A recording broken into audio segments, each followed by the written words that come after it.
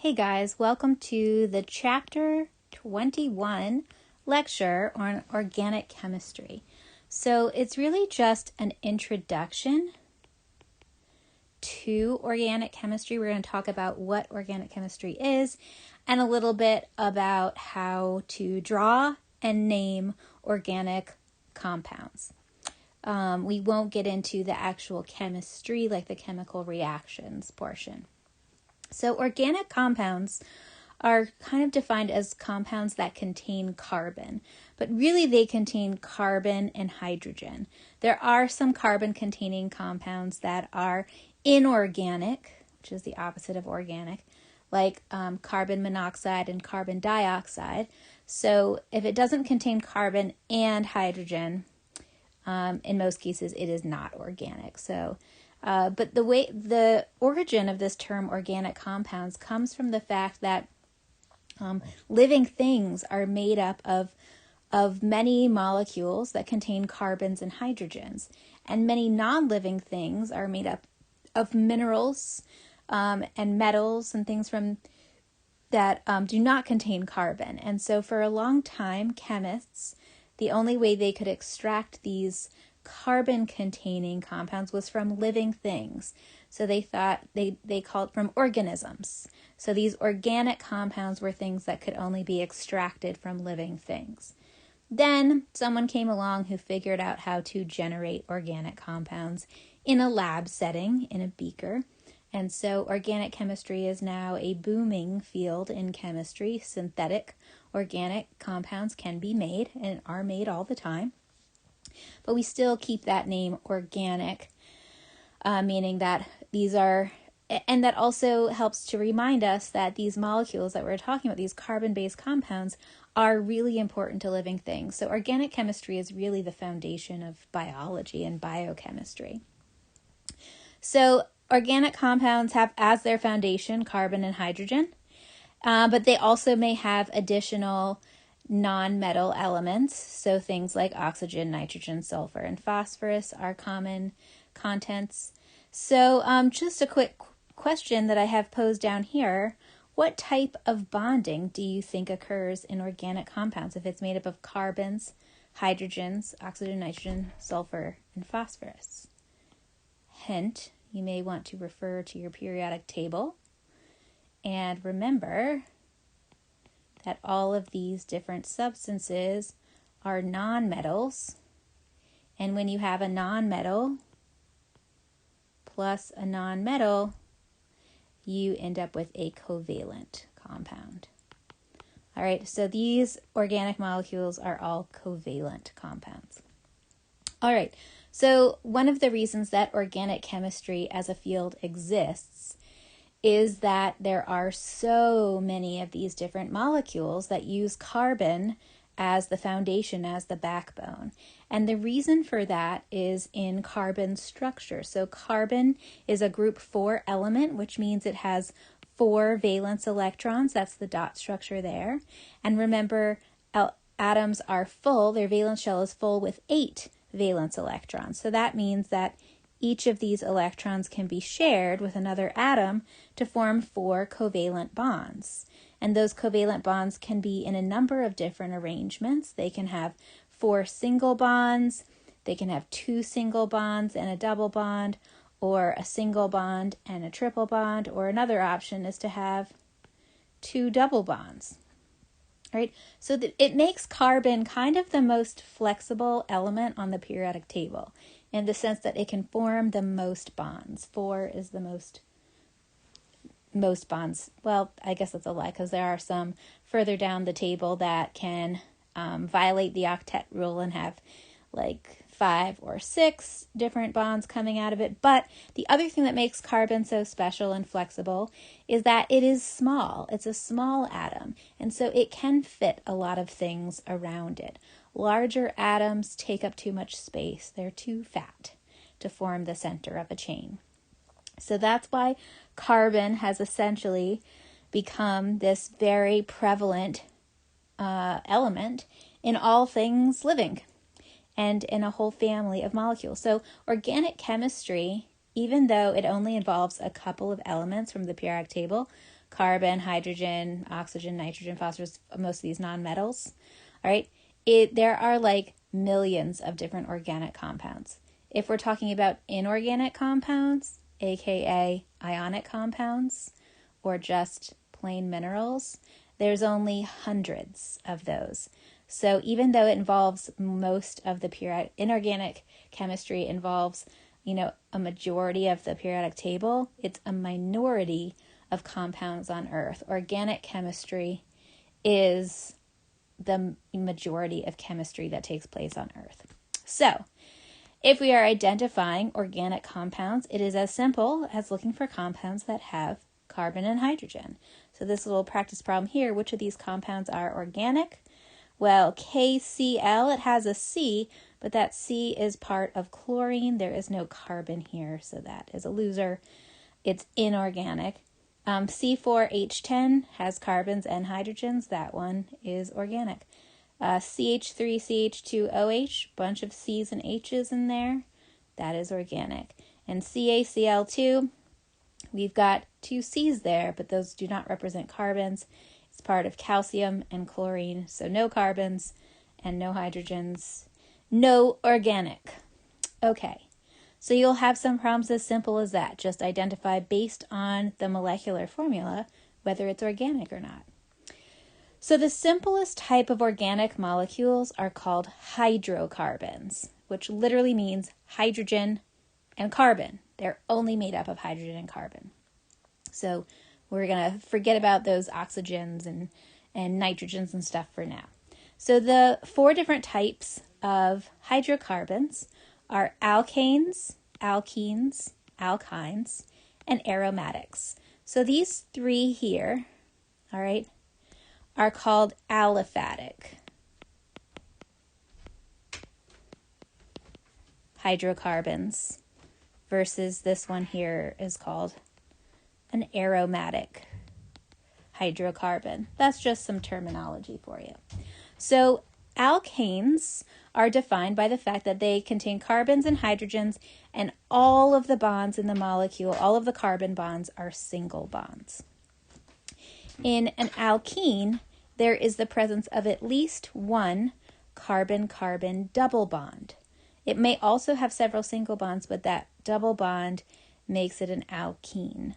So we have some example molecules, a very simple alkane, a very simple alkene here.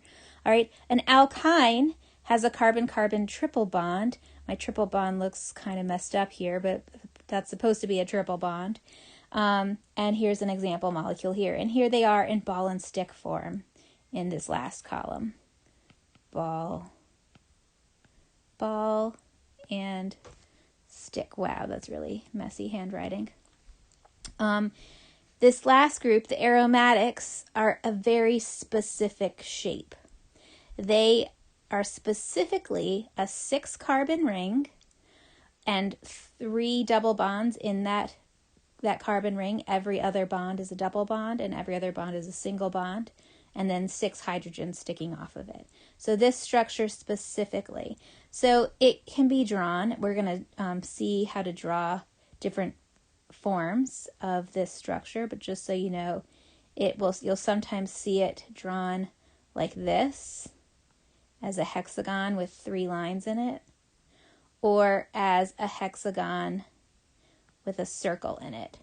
Those are just other ways to show a benzene ring or an aromatic group. So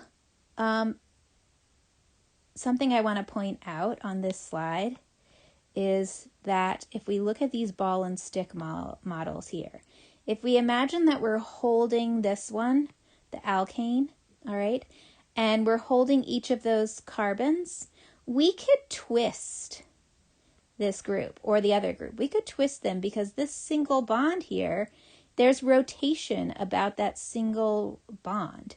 So those molecules, those 2 carbons, can rotate and those hydrogens can move in space. If we look at the alkene, the alkyne, and the ring structures, all right, there cannot be any rotation here. If you were holding this alkene molecule by the carbons and you tried to rotate it, you wouldn't be able to because those two bonds there would hold them firmly in place. You would have to break the bonds in order to rotate it. So only single bonds are able to rotate, and that will come back to us in an explanation later. That will become important later, but I just wanted to point it out here in this picture. So same thing with the alkyne and any ring structure, whether it's a benzene ring or just any ringed carbon. The bonds are not rotated. You can't twist that ring without breaking it. So those are, if it has a double bond, triple bond, or a ring structure, it's kind of locked in place. There's not free rotation of those molecules around bonds. Okay, so now we know what alkane, and the way that I remember these, by the way, is in alphabetical order. Alkane, kene, kyne, A, E, Y is alphabetical order. So 1, 2, 3 bonds. All right, so let's start with these alkanes. Alkanes are also called saturated hydrocarbons. They are called that because all of the carbons are fully saturated with hydrogens. In other words, they have as many hydrogens bound to them as physically possible. So the names of the first 10 simplest straight chain alkanes are listed here. And normally I would make you memorize these, but when the semester is online, you just have open book references, but still not a bad idea. But if you're practicing problems, you'll basically have them memorized. So 1 carbon is methane, 2 is ethane, propane, butane, pentane, hexane, heptane, octane, nonane, and decane. Some of these prefixes you're probably already familiar with if you know your shapes, like a pentagon or a hexagon or an octagon. These alkanes, just writing the number of carbons there, these alkanes are important fossil fuels. When we talk about fuels they're very combustible. Remember, combustion reactions involve something organic, carbon containing, and oxygen, and burning, heat, and then you end up producing more heat and water and carbon dioxide. And so a lot of these are fuels that we use as combustion fuels. Things like propane that you use maybe if you have a gas stove, butane if you're a smoker and use cigarette lighters, octane, forms of octane are found in gasoline that we put in our cars. So just to name a few. Another thing about the chemistry of these to remember is that they are all nonpolar. All right, because carbon and hydrogen have very similar electronegativities, so they pull evenly on electrons. So the electrons around these two atoms in the bond are pretty evenly distributed. So that kind of contributes to their chemistry. Alrighty, so we're still talking about alkanes right now, the ones with all single bonds. And in the previous slide, what we looked at was a list of several straight chain alkanes, where the carbons are all in a straight row. But you can also have the carbons in sort of a branched chain structure, where you can have carbons that are not straight in a row, but are branching off of each other, that have branch points. And we call those branched chain alkanes. And you can also have carbons that are all connected to each other in a ring, and we call those cycloalkanes. All right.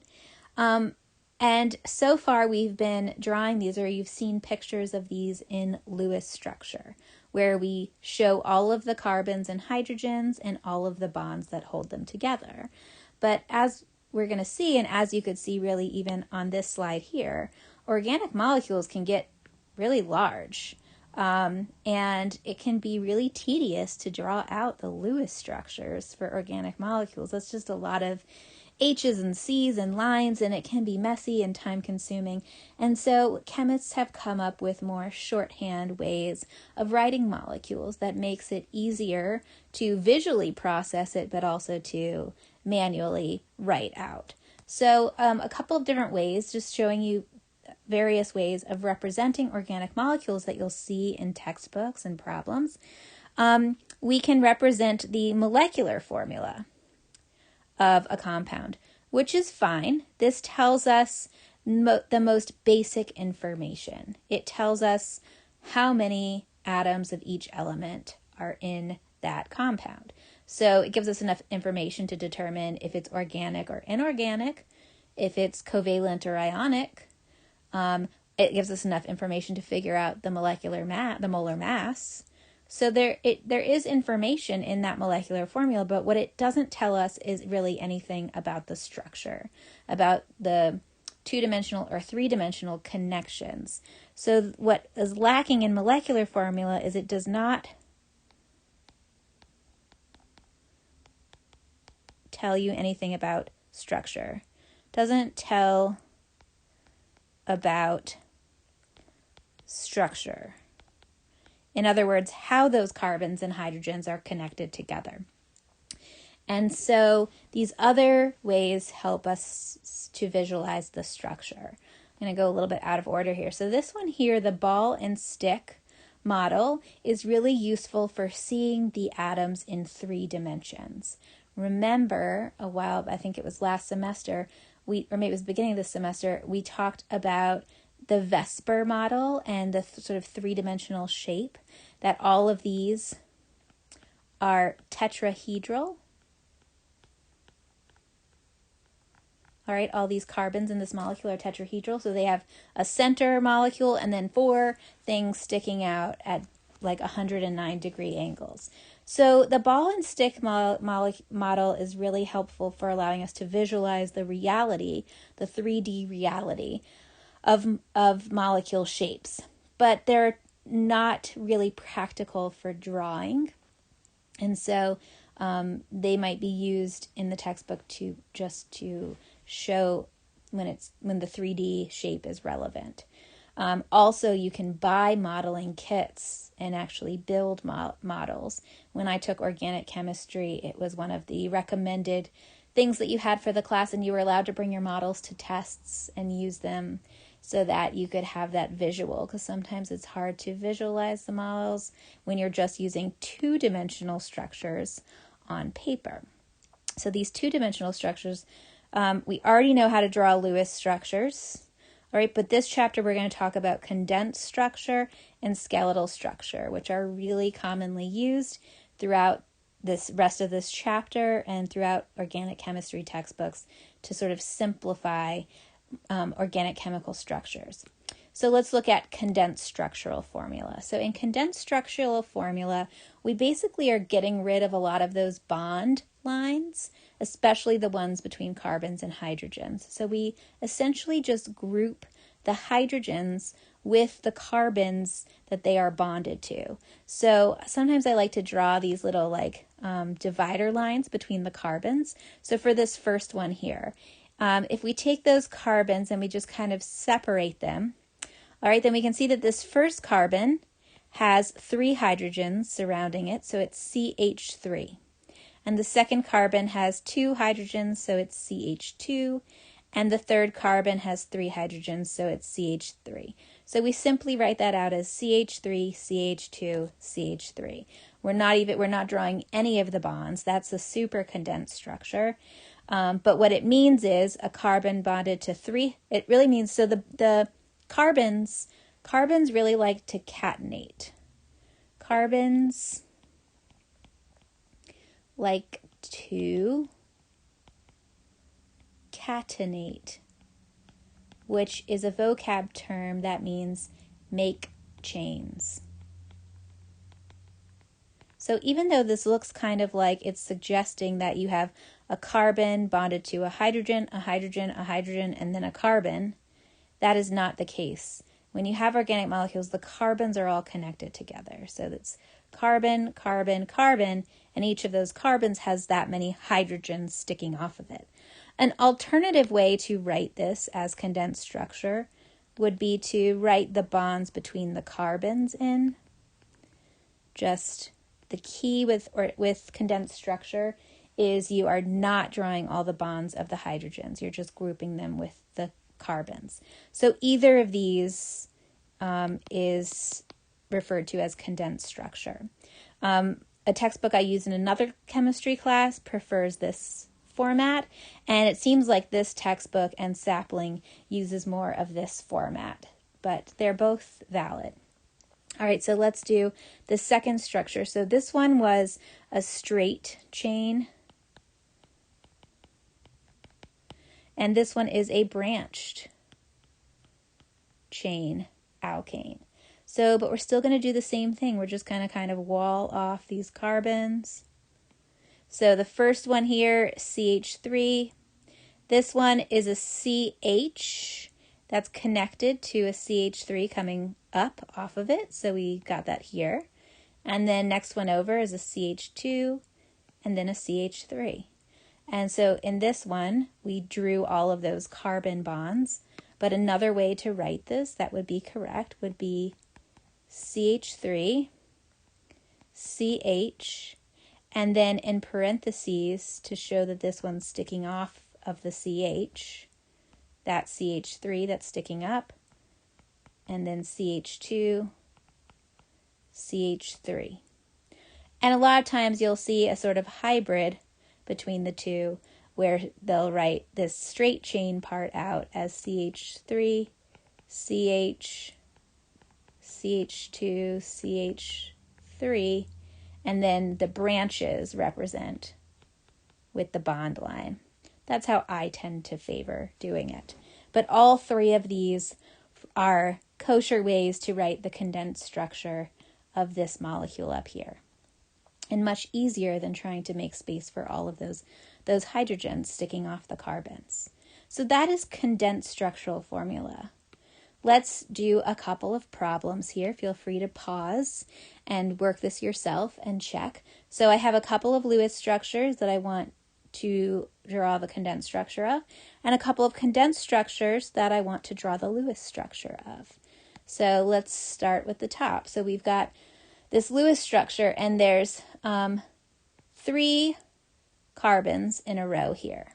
So I'm going to start with those. So the first one has 3 hydrogens attached to it, so CH3. And the second one has 1 hydrogen attached to it, CH. And the third has CH3. Then there's this branch coming off the second one to another carbon, and that one has 3 hydrogens. So it's a CH3. So that would be the condensed structure for that molecule. In the second one, that's just a straight chain Lewis structure. So we've got 1, 2, 3, 4, 5 carbons. And the end ones, notice, have 3 hydrogens. And the middle ones each have 2 hydrogens. So this first one is a CH3. And then I have CH2, CH2, CH2, 3 of them. And then I end with a CH3. I like to always double check and count and make sure that I've got at least the right number of carbons, because when you have straight chains like this, it's easy to lose count of your carbons and end up with 1 too many or 1 too few. So I do have 1, 2, 3, 4, 5 carbons here, 1, 2, 3, 4, 5 carbons in my condensed structure. It's good. All right. Now for drawing some Lewis structures from a condensed structure. So this first one, the best way to do it, I think, is to start with that carbon chain. So we've got 1, 2, 3, 4 carbons here, all in a row. So I'm going to do 1, 2, 3, 4 carbons. I also notice that there's a double bond between the middle carbons. So I'll go ahead and make that into a double bond. The first carbon has 3 hydrogens, so 1, 2, 3. Draw in those hydrogens. The second carbon has 1 hydrogen. It does not matter if it's sticking up or down. You can draw it either way. The third carbon has 1 hydrogen. And the fourth carbon has 3 hydrogens. 1, 2, 3. All right, we can see that how we've drawn this, all of these carbons meet the octet rule. They all have 8 electrons that they're sharing, or 4 bonds coming out of them. And so that is the correct Lewis structure. And now for this last one, which is a little bit busier, 1, 2, 3, 4, 5, 6, 7 total carbons. Now, parentheses means that that's a branch that's branching off the main chain. So in the main chain, we have 1, 2, 3, 4, 5 is what I'm going to draw. 1, 2, 3, 4, 5. I don't see any double bonds indicated. So I'm going to say that this group in the parentheses, it's bonded to that second carbon. So I'm going to stick it up here. It's a CH2 and a CH3. So there's 2 carbons in that. And now I have to draw all the hydrogens. I didn't leave myself a lot of room to do this, but I will do my best. Okay, so this one has 3 hydrogens, and this one's needs one more thing coming off of it, so it's got 1 hydrogen.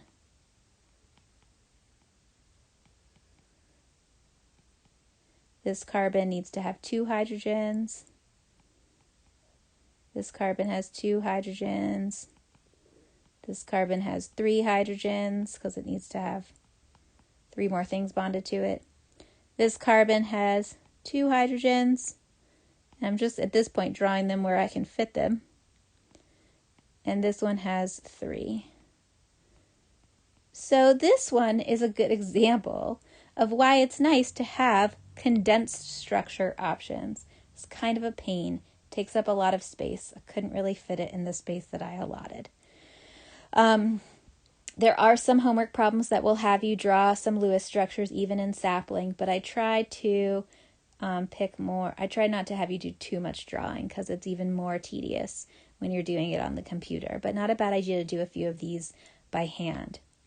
Now, the other type of shorthand structure are these what are called skeletal structures, or sometimes it's called line bond format or line bond structure. So if you see that phrasing in sapling, you know what it means. So in line bond structure or skeletal structure, we're only drawing the bonds between the carbons. And the carbons, we don't draw a C for the carbons. The carbons are understood to be at the ends and bends. So I often like to just draw little circles or balls to help me keep track of my carbons. All right. We don't show hydrogens at all, but they are implied because we know that a carbon has to have 4 things bonded to it. So if this carbon on the end here only has 1 bond coming out of it that's drawn, we know that there are 3 invisible hydrogens coming out of it. So the hydrogens are sort of assumed or implied in skeletal structure. And since they are the most numerous, it really saves a lot of time when we use this structure. So another example that I can do here, if we're doing C, you know what, actually let's do this I'll write it in condensed structure. So if we got CH3, CH2, CH2, CH3, this is butane. All right, if I'm drawing that, it has 4 carbons in a row. So I like to make balls for my carbons. So 1, 2, 3, 4. So notice that 4 carbons is 3 lines, 3 bonds. And we draw them in a zigzag for a couple of reasons. One, if we drew them all straight, it would just look like one big straight line. There would be no way to distinguish where the carbons are. So we need bends in order to distinguish carbons, but also in 3 dimensions, especially if it's in tetrahedral shape, which carbons usually are, that's actually how it looks in 3 dimensions. It makes that sort of zigzag shape. So it's a little bit more true to the 3 dimensions. So now that I've sort of introduced what skeletal structure is, I think we'll pick up in the next lecture video with doing some practice problems of condensed structure, skeletal structure, and Lewis structure.